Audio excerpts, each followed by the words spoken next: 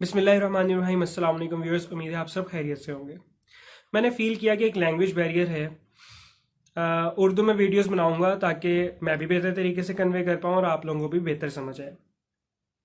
Viewers, ये video इंतहाई अहम टॉपिक पर है। चंद दिन पहले आपने न्यूज़ चैनल पर देखा सुना कि पाकिस्तान ड्रग रेगुलेटरी अथॉरिटी ने ये लॉ पास किया है कि अब से प्रिस्क्रिप्शन पर मेडिकल प्रैक्टिशनर्स जेनेरिक नेम लिखेंगे या फार्मूला लिखेंगे और ब्रांड नेम्स नहीं लिखेंगे, नहीं लिख सकते अब वो। तो ब्रांड नेम क्या होता है, जेनेरिक नेम क्या होता है, इसके लिए ये आप एक मेडिसिन देखें। मेडिसिन का नाम है माइटिका, अंदर ड्रग मौजूद है मॉन्टेल्यूकास सोडियम। यानी मॉन्टेल्यूकास सोडियम वो ड्रग है जिसने बॉडी में जाना है और एलर्जी के अगेंस्ट एक्शन देना है। अब ये ड्रग और मेडिसिन में क्या फ़र्क होता है, मैंने इसकी वीडियो बनाई हुई है, उसका डिस्क्रिप्शन में आपको लिंक मिल जाएगा। माइटिका मेडिसिन का नाम है, यानी जिस फार्मास्यूटिकल कंपनी ने मॉन्टेल्यूकास सोडियम, एक वो जो सॉल्ट था, वो जो कंपाउंड था, उसको मेडिसिन में कन्वर्ट किया है, तो उसको अब बेचने के लिए माइटिका का नाम लिखा है। बाकी जो फार्मास्यूटिकल कंपनीज है वो जब मॉन्टेल्यूकास सोडियम बनाती हैं तो उसके और मुख्तलिफ नाम रखती हैं। जैसे एक और मिसाल ले लें, पैनाडोल है, आप लोगों के घरों में होगी, सबके घरों में होती है। उसके नीचे ब्रैकेट में नाज़रीन लिखा है पैरासीटामोल। हो सकता है आप लोगों के घर में कालपोल भी हो, उसके नीचे भी ब्रैकेट में लिखा है पैरासीटामोल। इसका मतलब है कि दोनों दवाइयों में एक ही चीज़ है, सेम है। ये दोनों मेडिसिन सेम है। चाहे कालपोल खा लें चाहे पैनाडोल खा लें, इफेक्ट एक ही होगा, पेन में रिलीफ होगा, फीवर कम होगा। तो ड्रग रेगुलेटरी अथॉरिटी ने ब्रांड नेम लिखने से मना क्यों किया? नाज़रीन, डॉक्टर्स की बड़ी मैं इज्जत करता हूँ, ऑब्वियसली एक बहुत बाइज्जत फील्ड है ये, लेकिन हर फील्ड में, हर प्रोफेशन में व्यूअर्स, कुछ ना कुछ काली भेड़ें होती हैं। तो कुछ पर्टिकुलर डॉक्टर्स या दूसरे मेडिकल प्रैक्टिशनर्स कमीशन लेते थे कंपनी से। और क्यों लेते थे? कंपनीज उनको इसलिए कमीशन देती थी कि जब भी कोई पेशेंट आए आपके पास तो आपने हमारी कंपनी की मेडिसिन उसको प्रिस्क्राइब करनी है। ऑब्वियसली उनका बिजनेस बढ़ेगा। लेकिन इस सब में अगर किसी का नुकसान होता था ना, तो वो पेशेंट्स थे, वो गरीब आवाम थी।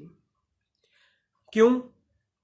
अभी मैं आपको बताता हूं क्यों। क्योंकि हर मेडिसिन की एक प्राइस नहीं है, ड्रग एक ही है, लेकिन वो जब मुख्तलिफ फार्मास्यूटिकल कंपनीज उसको बनाएंगी तो वो उसको मुख्तलिफ नामों से बेचेंगी और उनकी प्राइसेस भी मुख्तलिफ होंगी। अब फॉर एग्जांपल, अब एक ड्रग है रिवारोक्साबेन, ये एंटी कोएगुलेंट है, ब्लड थिनर है, दी जाती है उन लोगों को जिनकी बॉडी में ब्लड क्लॉट्स बन जाएं। पोस्ट कोविड पेशेंट्स को भी दी जा रही है। इसके बारे में मैं अगली वीडियो बनाऊंगा। अब ये रिवारोक्साबेन जो है ना, ये मार्केट में कई नामों से मिल रही है। अगर 10 मिलीग्राम पोटेंसी की बात की जाए तो इसकी प्राइसेस मैं आपको बताता हूँ। अब ये रिवारो के नाम से भी है, रेबैक्स के नाम से भी है, इसके अलावा ज़राल्टो के नाम से भी है, ऑक्साबेन के नाम से भी है। अब इनकी प्राइसेस अगर देखें तो एक पत्ता अगर आप रिवारो का लेते हैं तो आपको 190 रुपीज़ का मिलता है, 10 मिलीग्राम पोटेंसी। वही 10 मिलीग्राम पोटेंसी के रिवारोक्साबेन अगर आप ऑक्साबेन के नाम से लेते हैं तो वही पत्ता आपको 300 रुपीज़ का मिलेगा। वही चीज़, उतनी नंबर ऑफ टैबलेट्स, उतनी ही पोटेंसी अगर आप रेबैक्स के नाम से लेती हैं तो वो आपको 180 का मिलेगा। और यही मेडिसिन अगर आप ज़राल्टो नाम से लेते हैं तो आपको 1525 रुपीज़ का मिलेगा। तो ये इतना जो मार्जिन है, इसमें से ऑब्वियसली उन मेडिकल प्रैक्टिशनर्स का कमीशन भी है जो इसको कंपनी के कहने पर प्रिस्क्राइब करते हैं। इसी तरह से विल्डाग्लैप्टिन मेटफॉर्मिन HCl, ये डायबिटिक पेशेंट्स को दी जाती है, डायबिटीज टाइप 2 में ज़्यादातर। अब इसकी कीमतों का भी देख लेते हैं। विप्टिन मेट, ये एक नाम है जिससे ये दवाई आती है, उसकी एक टैबलेट 26 रुपीज़ की। विल्डोमेट यही चीज़ है, विल्डोमेट के नाम से 28 रुपीज़ की एक टैबलेट। और यही ड्रग इसी पोटेंसी में 50/500 मिलीग्राम की मैं बात कर रहा हूँ, यही ड्रग अगर आपको गेल्वेस्मेट के नाम से मार्केट में मिलती है तो उसकी प्राइस 56 रुपीज़ पर टैबलेट आज की डेट में है। इतना ज़्यादा प्राइस डिफरेंस है। तो व्यूअर्स, ये जो ड्रग रेगुलेटरी अथॉरिटी का लॉ है ये सिर्फ इसलिए है कि कमीशन को बंद किया जाए। अब इससे इसके फवाइद जो हैं उनमें ऑब्वियसली कमीशन तो डॉक्टर्स का बंद होगा, जिसकी वजह से दूसरा फ़ायदा ये होगा कि मेडिसिन की जो प्राइसेस हैं वो कम हो जाएंगी, क्योंकि एक फार्मूला नेम लेके ही पेशेंट ने फार्मेसी पे जाना है, इतने सारे ब्रांड्स हैं उसके सामने, तो ऑब्वियसली कंपटीशन बढ़ेगा। कंपटीशन बढ़ेगा तो प्राइसेस लो होंगी। तीसरी चीज़ ये कि फार्मासिस्ट की वैल्यू बढ़ेगी इन द सेंस के अब तो ब्रांड नेम्स उसने सजेस्ट करने हैं उन ले पेशेंट्स को जिनको ब्रांड नेम्स का पता नहीं है, जिनको मेडिसिन के नामों का नहीं पता। तो फार्मासिस्ट की वैल्यू बढ़ेगी, लोगों को कम से कम फार्मासिस्ट की वैल्यू भी तो समझ आएगी। जाहिर है उसको भी ये सब कुछ पता है कि कब लेनी है दवाई, कैसे लेनी है, किस टाइम पे लेनी है, किस बीमारी में कौन सी दवाई लेनी है, एक्सेट्रा। तो फार्मासिस्ट का और पेशेंट का जो इंटरेक्शन है ना वो इस हवाले से थोड़ा ज़्यादा हो जाएगा। अच्छा, अब ना कुछ नुकसानात भी हैं इस लॉ के। पहला नुकसान तो ये है कि फार्मास्यूटिकल कंपनीज बहुत कोशिश करेंगी कि अगर डॉक्टर्स को कमीशन नहीं दिया जा सकता सेल बढ़ाने के लिए तो फिर फार्मासिस्ट को या मेडिकल स्टोर पर बैठे लोगों को दिया जाए, जिन्होंने अब ले पेशेंट्स को, ले मैन को ब्रांड नेम सजेस्ट करने हैं। क्योंकि डॉक्टर्स नहीं या मेडिकल प्रैक्टिशनर्स जो दूसरे हैं जिन्होंने प्रिस्क्राइब करना है वो तो लिख के दे देंगे जस्ट फार्मूला नेम या जेनेरिक नेम, वो तो सब में ही सेम है, नाम मुख्तलिफ हैं, ब्रांड नेम मुख्तलिफ हैं, वो सजेस्ट करेंगे अब मेडिकल स्टोर वाले या फार्मासिस्ट।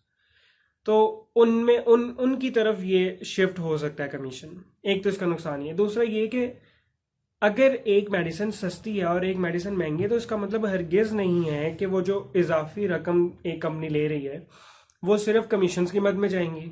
ऑब्वियसली उसने अपने स्टैंडर्ड्स ऑफ क्वालिटी जो हैं वो बहुत हाई रखे हुए हैं, इस वजह से वो ज़्यादा पैसे ले रही है, इस वजह से कीमतें ज़्यादा हैं। तो पेशेंट्स अब से ये कोशिश करेंगे सिर्फ कि जी उनको सस्ती से सस्ती दवाई मिले, तो इस वजह से वो low quality drugs, low quality medicine उठा के ले आएंगे और उनकी एफिकेसी उस लेवल की नहीं होगी जितनी एक हाई क्वालिटी की, एक अच्छी महंगी दवाई की होती है इन मोस्ट केसेस। अब ना ड्रग रेगुलेटरी अथॉरिटी ने क्या करना है, अब ड्रग रेगुलेटरी अथॉरिटी की एक दो और जिम्मेदारियां भी हैं। पहली बात तो ये कि डॉक्टर्स का कमीशन बंद हुआ है तो फिर मेडिकल स्टोर्स पे भी कमीशन बंद हो, फार्मासिस्ट का भी कमीशन बंद हो। सेकंड, कि जो लोकल मैन्युफैक्चरिंग कंपनीज हैं और उनकी प्राइसेस बहुत लो हैं तो उनकी ज़रा क्वालिटी को भी देखा जाए, क्वालिटी भी चेक की जाए कि इनकी प्राइसेस ठीक है लो हैं लेकिन क्या क्वालिटी भी लो है। अगर तो क्वालिटी लो है तो या तो उनको मार्केट से वाइप आउट करें या फिर उनकी क्वालिटी को बढ़ाएं। अच्छा, हमने अब क्या करना है व्यूअर्स, खाने पीने की भी तो शॉपिंग हम करते हैं, इवन जूतों की, कपड़ों की, हर शॉपिंग में हम ब्रांड कॉन्शियस ज़रूर होते हैं। तो वो मेडिसिन जो हमने ऑलमोस्ट डेली जिनसे हमारा पाला पड़ता है, या घर में कोई ना कोई तो पेशेंट होता है जो दवाई खा ही रहा होता है हर रोज़, तो दवाइयों के मामले में यानी मेडिसिन के मामले में हम क्यों ना ब्रांड कॉन्शियस हों। मतलब हमें पता होना चाहिए कि कौन कौन से मैन्युफैक्चरिंग कंपनीज मार्केट में हैं, जैसे हमें दूसरी चीज़ों के ब्रांड्स का पता होता है, हमें इनका भी पता होना चाहिए। और हमें ये भी पता होना चाहिए कि किसकी रेपुटेशन कैसी है, किसकी क्वालिटी बेहतर है, ताकि बजाय इसके कि मेडिकल स्टोर वाले अब हमें ब्रांड नेम सजेस्ट करें कि जी ये दवाई मिसाल के तौर पे एमॉक्सिसिलिन है तो ये आप इस ब्रांड की ले लें, हम उन्हें बताएं कि हमें इस ब्रांड की एमॉक्सिसिलिन चाहिए जिस पे हमें एतमाद हो। तो उम्मीद करता हूँ कि आपको ये वीडियो अच्छी लगी होगी। आप चाहें तो इसको आगे ज़्यादा से ज़्यादा शेयर करें, अपनी कीमती आरा का इजहार कमेंट सेक्शन में ज़रूर कीजिएगा। अल्लाह ने के बाद।